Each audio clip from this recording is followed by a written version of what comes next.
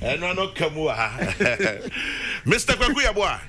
A member of the Order of the Voter. Yes, Kwaku. Ghana's multiple award-winning journalist. Yes, sir. Presidential MC. Yes, sir. Hall of Famer. Yes, sir. Chairman Stroke Brigadier General. Yes, Kwaku. Ghana's #1 radio presenter. Yes, sir. Peace FM's Lano Messi. Yes, sir. Soldier Pikin. I like him. Project 100 coordinator. Yeah, man. And Ghana's Olympic torchbearer. Kwaku. Kwame Sefa-Kantoto. Kwaku.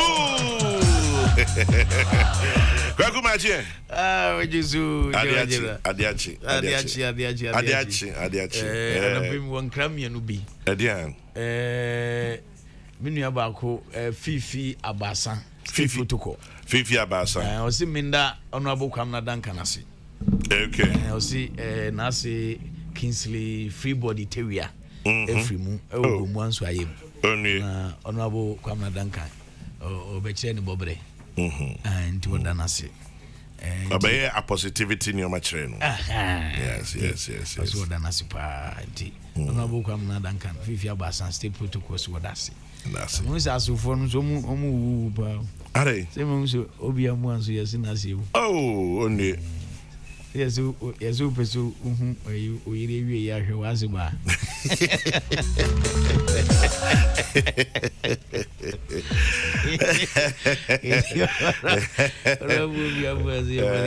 Yamani.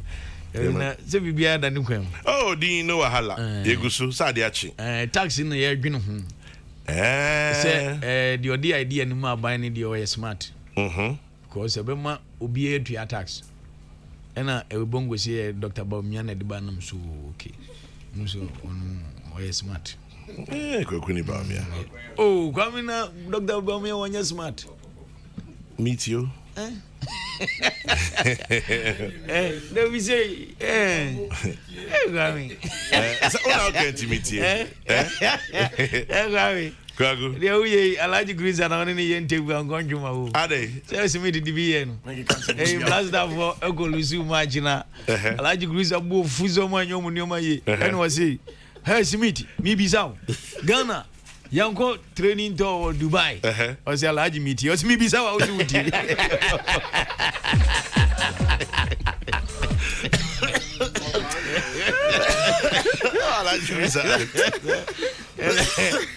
Oh, Grammy. Because who say there are two sides of the coin. Dudu na GD say politicians no yesika no omo mfa nye de yepe. But the other side of the coin is say dudu na so ntua tax. Nti no mobile phones di obi a yi so ko twetwene. One drag no one idea no ma buy ni the smart. But Dr. Bawumia na Dubai dia smart. But am for soon. Oh, Kwame send here. Denya Dr. Desmond na ka abionka maka una nyama driver.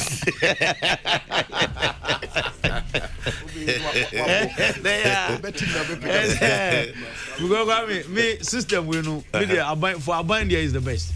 Because ubi Ghana 90% use phones. And as you say so the easiest way of transaction any moment. Yeah. Ntiye Dr. Bawumia is smart. Bonseman Dr. Bawumia. But the biso akasemra opposition or can say you need say taxi mobile money.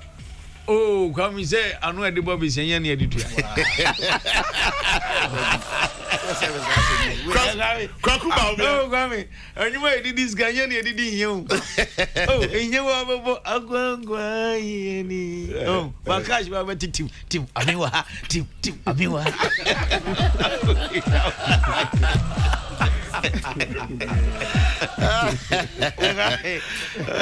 Anyuma edidi hiu na edidi ska. But Kwame, in all honesty, you need to come up with the my tax. The other side of the coin, in say, see a GDI what is expected to be done. And only answer. Because on my being no me tax. The airpen is almost GDI. Because Kwame say me nika na ojim to a me madwene me wanye fair to me. But say we kwan papa na say me nan kra na nam so bia me say why ade me bom nsema mo. Nti so mo gidi a yeta o machi o ma spread the tax net no. Because where the Kwame you can run you can hide. But I just so phone the questions you. Okay, me some again o ji me wife phone questions you. no say that or a Joko movie of phone no no fra kra no behwe bi say ne ni age ho na o jama kra no o ka sa kra no hwe sa kra no di phone na ko hye nsum ye tetu a ba ya ma e Joko dance yo no mu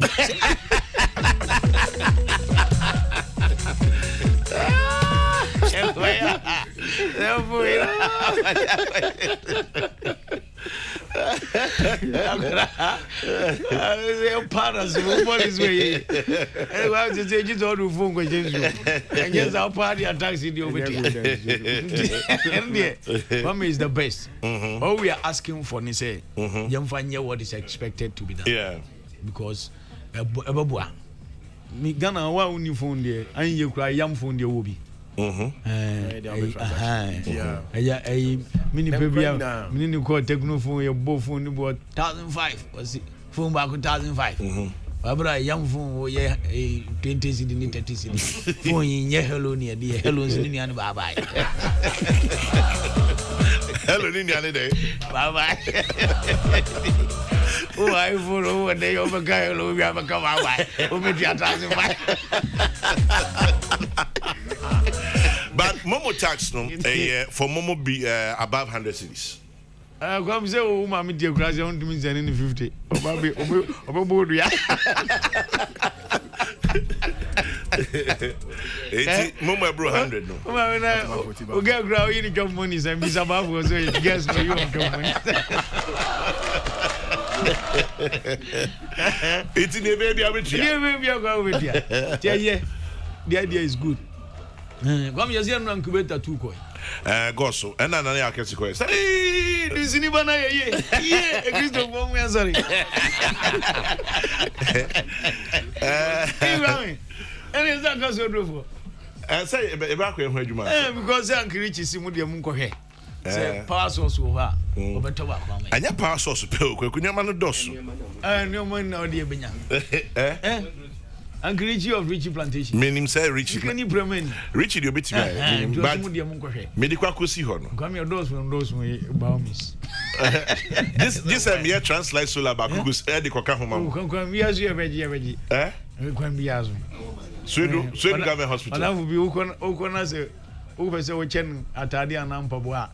Na o ka se susu hwe se be ko a. So ka se meji me susu na nkomi ana waje wade. Be ko me. Kwa bi azu o be fa. E di we kwa bi azu mo ba yebi. Go so nya ne de. Nani akaza futu am dituni na wantie. Do you see the one of a fire who? Are they? We just put some more here, put some more fans uncle. I are you go bed. They are gonna get it. Would you anybody over there? You should go better. I'm not sure before and I acquire and so you say, I come out with digital. Oh, I digital component. Oh, welcome. Where are they? Yami me abdas. Nti enu incubator 2 akogo. Nti no na o dimi kanra enu platform prawa anya. Nti kwami kokro charity say edu say. Yedi we kan 37. 37 incubators. $10,000 per incubator.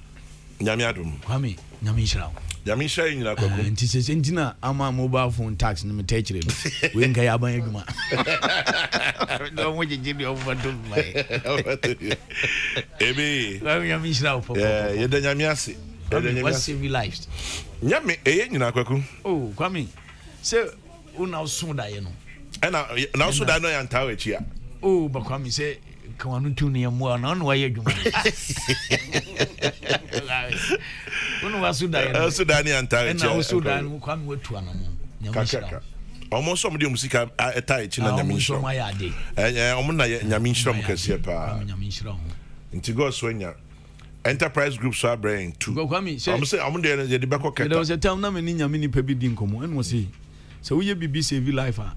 Udi nsɛmmɔne nkora yɛ metum pepa nsɛmmɔne ɛmpakyɛ ɛfa saa deɛ no ɛnkɔhyɛ ɔtiri fa high life activities bebree na wode ate ɛfa saa deɛ no nkɔhyɛ ɔtiri kɔyɛ nsɛmmɔne biara gyae nyankopɔn ɔnyɛ lefty o ɔse Bible say God is not human to forget your labor of love. Come labor of love bɛn na kyɛn wei sɛ obi ba a wonim no No what to an mom yen incubator they are saving a life. Ah kwame. Nyame nchira okra nanka Bible nya no kore. Bible nso nya no kore nchira ndie. Bebre ba be ka de o no. Amen. Nyame o. Nyame o. No so be aso ndie ka apart from Africa. There will be an. And I'm saying Enterprise Group. I'm so mama me no I'm say form de nko Keta Government Hospital nti ye tu nso ana ma Enterprise oh I know the Enterprise Insurance. Enterprise Insurance. Oh go my adi say we dey makarda. Say they are snake for the more fancy. Enterprise Insurance dem dey o mo hey say. So kwagu obi etu kwagu efa djuma mienu nsia ni. Ut radio so efa djuma mienu nsia ni. We are Debbie. Na you bi no Debbie. You are wrong. Debbie. Any private companies in but we are binding. Kweku ye two for tie. Nye bibia na de. Odi an kan de me. Etu ye sports ye wi abakodi hu nkomo na ma chechire mu. The Enterprise Life on the two. Enterprise Group. Group check companies in the doors. Enterprise Insurance, Enterprise Life, Enterprise Trustees. Don't take it be Brady and Odiaba. Hey, sorry, Doctor. Keke support. Debbie a yedi na cheaper. So no or a guy. Show my obey. Kwaku Peace 104 Datiana pay am fast the fata. Enterprise Life. My the papa mudi incubator ba. Musa dwen Ghana for that ho. Oh, Enterprise Life ya that's. Yes, he said ya we need to adi ho tie bia. Said ya obotom tie bia. Ye Enterprise Life. E bua ma that ya fe. So be ko pension pa no sumisi be hwe ni mama 200 Ghana a month. We design now their hoko wom debi. Aya fa ho bata Enterprise Life. Come up pa. And the Enterprise Life is yam fa good e munsem bro. So soon MTN was everywhere you go. You see a taxi a baby and you go. We had transaction pepem. You better. I just say go register our chip no. It's say be buama Ghana ye. And to register our chip no MTN SIM card no. Now be register so here Ghana card. Mr. Oko National Identification Authority. Now go Ghana card. So they will be to me register our chip no. And you say be do bebe no. Untumi fanya call bio. Mr. Wada tumika na ko NIA. Na ko register our chip no. Come on. Na chese no ano. MTN everywhere you go. Your friend me Dan Kwaku ya boa. Many anuanom Ernest Bruce Smith any mato any this sports no bro. Romeo Drew Bongo Di Farah any dachi ni aka Believer Goodness Energy any this sports no bro. Anope ye na ye ni enche transfer nsemu ni ehwe de air course jam yadwa na atwa wie ye league no to aso na binya bi mo da no na Raheem Sterling o si onyaya akobetran England no for Liverpool and ba Man City na brantie ba ya dapa o bru Liverpool fu ada pass I no nim se wi asa brabo no da chi wo ho na na sabre akwakoto na hina bo eje hia to no nya bi mo ye share league yes was starting me ensampe na City force om do munya na ko beto na kwa mano ne ono so mpeso betu kwa ko baby fufuro sanse ne nkola bremebre ku ni papa England na je no ma me de ne betan ma koyi enti onde onyaya ko betena England hwa na ka wasi na kan na so City force om do beto no dia Barcelona for pen no e hodo munya ko beto no e de na ko Jeku so the foreign ted bet on some ma and for out down in the Chelsea so report if you about Chelsea Abrante Bakwe defender head Leicester City Abrante the modern boy so any papa and the Wesley Fofana Abrante the modern boy so any papa and report about Chelsea say the Chelsea Boboku no wo so mo kakotona for abegina mo siakan head ya Chelsea Boboku no yeda ni eche Barcelona Boboku no so asabre de Xavier Ba former player on waba otutu enioma na we fiase edinani kame players afufro edomo aba team no no na wadan nani onyaya o Abrante Feno Frankesie no onyaya enka openo na eno no kire Frank de Jong onyaya enka obato Abrante ede akotim fufro no wanya sika no de akwakope players fufro ede abatim no musanse wa modern bonso ani na so onya so mfa so sanse ebi ono no mpel ba team fufuro nya opel to so do nya ya ko beton Frank de Jong now de na akwa top player fufuro edna aba team no mu Jegu so the foreign trade bet on Samedi ma and if out down in the chair Arsenal. Now Semu Obama young ball international match Eddie Mark Gabon. Now the one April Opraka Krabi. Now come on for him so there be Memenda Ebe. Arsenal and Liverpool match and Yadu bet to imagine see a kind be. Reported about HSC when to my food training to Yama Yad no Memenda Ebe. Pierre-Emerick Aubameyang Obabi Jinam now was Yakan Eddie Arsenal Bobo Kuno.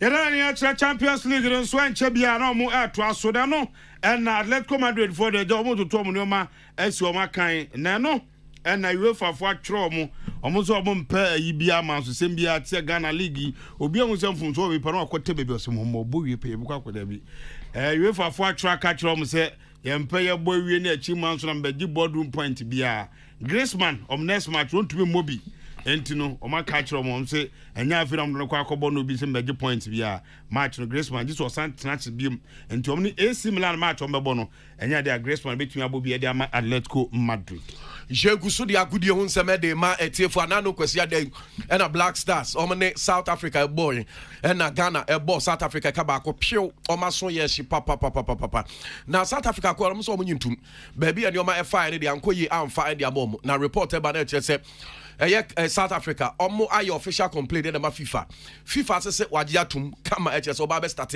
investigation na FIFA enso atwero e de abre Ghana for say be check Ghana Football Association so omo form response emra nsemo a South Africa e de aba no omo so fa no ye emra ansa na investigation no ahyase anapa yanti asempa ohwe de ekoso de na HS so man sorry na mpanifo etu anamo e wo ho migidi say omo mo ho aka aduam wo mu kura na dɔɔso na we na ababeto abonten anope ye de mamo ya gudie nsem so enya asem a eye de ni nyina ne sɛ Ghana ni bia esusu sɛ ne mfie no abro aduasa ene kakra ye fa ne ya wusu na Ghana kansi a omo ne South Africa si ye no owo South Africa memo ho enote ebo ne bra na ba bia to ye fro Mzuluku eho enote no ni South Africa ni bi nya kinye ewo penalty a Ghana enya eriti South Africa koye kaba ko a Ghana edi nkunim no mo kyese akinye ni mu ano South Africa ni awo Ghana ni sekan ekunu atum sa sem we de ayero ho sempa ni nya se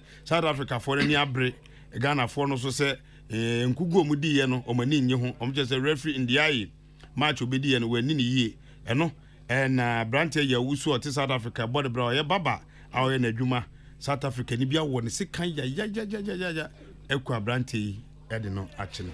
Jegu so de agudie ho nseme de ma etiefo Ghana and South Africa match de asema ba na che se Ghana South Africa frimpon de asema back ese pa na South Africa for the Solomon bonyo so and on my continent no my press conference Danny Jordan ono and South Africa Football Association no president yet secretary kriku no HS wono and wo president wo koye no and o makukire bibira ha me incident e ko park so nyina maako sa be 30 and o mo de aba foul so ye yellow card so mo ye ni nyina Eddie Abba. Now Danny Jordan, say one day the all party fair play so no HS referee to be in CC ubia and it's a referee that CC South Africa for the day or match Eddie akoma FIFA say FIFA fair play it or say to me adwuma into the all can say Ghana South Africa match no yeah more for Out of 54 countries on the African continent, only 5 goes to the World. It is the most difficult continent for countries to qualify for the World Cup. And therefore, there must not be other interventions. We must protect the integrity of both the games and the outcome of the games. And that is the basis on which we proceeded, that we were not convinced that there was integrity in the decision-making in this match. And we want to place the matter before FIFA, so that FIFA can make the final decision. They have all the instruments. They have a sports radar that reports on the patterns of sports betting. They have an agreement with Interpol. They have huge capacity for investigating this matter, and we want to place what we have found before them to make a decision. Peace FM. Where in Samoa Danny Jordan, what they are two judges here on the fair play. Now we go Bruce coach Edema Bafana. Was he not born air costume our park national? And one who said there be referee the call the Omanam so no catch here. The technical team say, hey, match we not debate me win it as a referee no. The 3 more thing to also call it for replay. And also those games that you think that the referee is against you, and it is because you are emotional, because you are nervous. And after the game, you have to be honest with yourself and tell, yes, okay, you were too nervous, you were you didn't see what it was, and okay, he was also against the opponent, and it's normal. But here after the game, I was more convinced that he has been against us, that we couldn't win that game, and this is very frustrating. I saw players crying after the game, I saw frustration, I saw anger, I saw everything, and I think it was the right emotional thing that we have to have after that game. So I hope, really hope that the complaint will be received and that we can at least replay that game, because we deserve that. Peace FM. We are in someone who go Bruce. What they air to you also saw a year replay said Ghana and the South Africa between my for front. And what you know, and Bafana captain and Danny Rowan Williams. One day was say, time born the best year pen, na referee corner channel catches him, Massa wouldn't now would delay back who crab mouth card. Into the Yamashino. And what you know, so ball boys, no time I Ghana ain't she go no. Born the question of Matwaba, pressure, Matwaba, pressure, mano. Ghana shall go pepe or her born crowd to know to me call walk off about banner referee catches him catch you, Mr. Mouth card. It is hard the end of the hand, it was also prefer play to FIFA. And me more Martin for.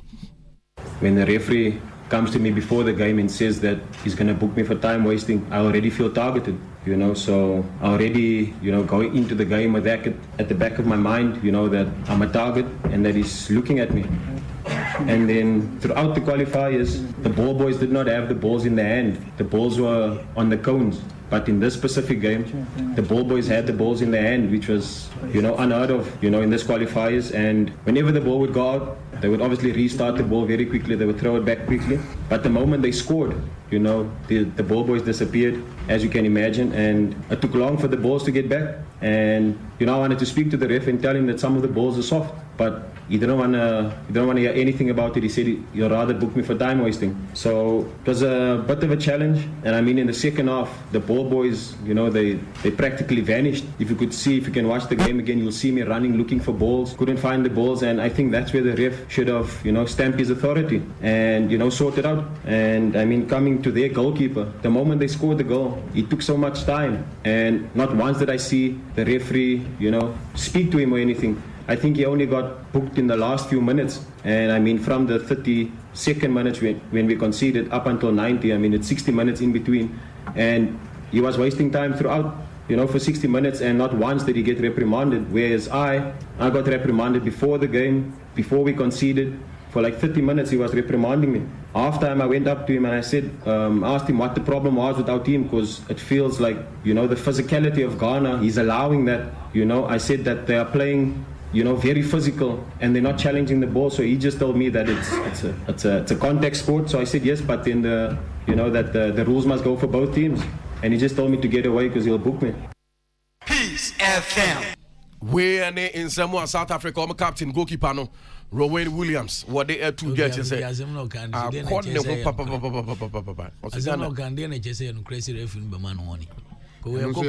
Your word against the referee's word. Because the referee be the match. Near Shasi or man one the next argument win team. But what is the guarantees as no can hear? And that's in any. And any referee also say if it's not true. And the referee also to take action. I don't know about my me point in say my share replacing over and over. There was a slight contact. Yes. Minimal. But penalty near soft. Ya GT Ghana and Kenya ye de. But baby South Africa for the argument no console. Because South Africa 96 Musisi. Tony Obuashi. And look at Tony Obuashi in a chain or ball long range go. Musi Munji. Because we be in himself South Africa move apartheid moba. The more per cap the United mu ye bu ye ni guso. Mu nipa Daniel Bennett be sisi Ghana Uganda. Ya shegu aba ben yos mapon. Ye gazu waji go os mapon. Ni na ya nye de omuye. Na Danny Jordan penimu asa ko tra press conference as say Ghana ya qualify for World Cup na ya combat the economic crisis. Na Ghana na World Cup do ase na yako. Na de ko de na e buy. Ye go e bu ofu say World Cup ye go enfa hwema. Ozo abegina was de omuye nde ebu. Danny Jordan mo you know. Omo politics no mo you. Time who go Bruce ko ho foforo no. Na South Africa for no bonyo so. No mo mpe no. Bruni no more penno. At the time I'm started some ball matches in there was serious agitation say into a more day yard there. And now they are Kwakuti. Ade watch Manson. Very much be a man. They have no evidence the referee was influenced. Ade watch Manson when they can ball team na baswa catch them so by a day bibiane. And why you saw a na adwene na omo fa coaching no. Omo ye free sanity. Oh, Tobago no play don't forget. Tobago no dia then when the South Africa for music just see the teams Kaizer Chiefs no. So ben bi wona wo ya ekwa na akwatia see weekend bi Kaizer Chiefs nya penalty soft one. Replay the babunya. And e man so is see attackers ne Mamelodi Sundowns for say go final. If there's any match to be replayed nke sa Nyantechi time Ghana Uganda na South Africa reference CN. Say ya bobo la tunet say prr ya gaso waji go some mapon. We see we dey na chenwe. And you forget. Alaji Gruza was here ma. And wait here. Na reference go visit can the same thing was here replay the South Africa for Montemagim. It's supposed to be one of the facilities well matter. Okay, na omudi tumenya amarefe. Enti ye akosi kakra minim efa ho. And the referee's decisions are always final. Enti the referee no ayana the bombi in the say and then maybe as a referee on the punishment. Mobile referee and Ireland's money as I it's made by name of good. So I'm on now. We see you on there and the airless and referee on mobile punishment. Women said. Almost very bad is very pretty and society and all that. I don't and you guys are over the Manson. Peace FM. The Triple Olympian, as South Africa for Munyadia Muyan for him, a ball in Yamuana Musu say yes, Ghana yes. And go see baby. I come say, clarify BBO. Say a takra de esipon. Say a finance minister can say 90% completion. But no person just a first phase. And you 90%. You for hand, to for no more. Takra for say finance minister boa. But finance minister as well say you money the amount in phases. First phase 90% of the first phase. Tiende. Tadi for we in Jejemu abanye. So on yuntum. Nipa no risk asem do no on ka the we ni na ala all mo contract o di kan we 90% wa kan to obeye so unti anti e wase no ase mai ana ya sare sare chiami ade ko free you heritage no beti chi wai yangugu nyo next down jeje mu ya head mo no ya ntwema no kra ade digi ya sha no ya sare chiami be ba ka Ankiriji or Rigi Plantations, I love me mami from Jubilee House, Chief of Staff, and Ura George Opon, Quality Control, one in the Deputy, Cocoa Board, and a Pemichomo. Papti, Africa Vex, and Mr. Ando, Midwest, Contractor 1, and Ura David Martin Tag, Ura George Tibosu, Brawley, Crocodile Machete, Equafadam for. Ura Kumia Santi of Asand of Construction, Dr. KK Pipra, St. Phillips, and Tadi Papa Via, one year 20 Tonta, the Azemotus, Ewa Veno, Dab Motors, industrial area, Ura Robert Boa for Kaboro Enterprise, Mr. Jackson, Great Kufata, Abuso Kai, Mr. Dai, Sheffield Station on the N1 on the SU, His Majesty Phones, Mr. Boa, Ura Philip Kolote, Quality Properties, formerly Mobile Max, and Casa Fabrics. I will sit Methodist Bookshop, I will Makola Shopping Mall, and a PHO Moon, and Anakobo, Ken Step, and Afram, your chairman of pay. Urian can now bones away. We need partner, your friend is saying, Uncle Richie, the skating premium a target. On still are, I don't pay skating premium. The other sister friend, I can say. David Martin tag. Okay. I don't pay skating premium. That's your Ometrian and friend premium. On the more quality shoe, David Martin. So on the issue by when you're targeting. No, why should you be oh, friend from me? Who's in the studio from issue? And the ones are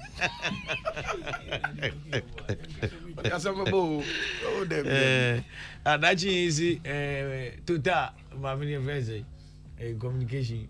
Laurent Linda Usu. Honor your communication director, Total Ghana. Oh, okay, Total Ghana communication director Linda Usu. Dachin is what chow. Hana ya saw Medians, you're from a Dan Kwaku Yaboa, many and Yanum Ernest Brew Smith, any animato, any of this sports no ebro. Romeo Drew, Bongo di Farah, and a Dachin a producer show, Yakram.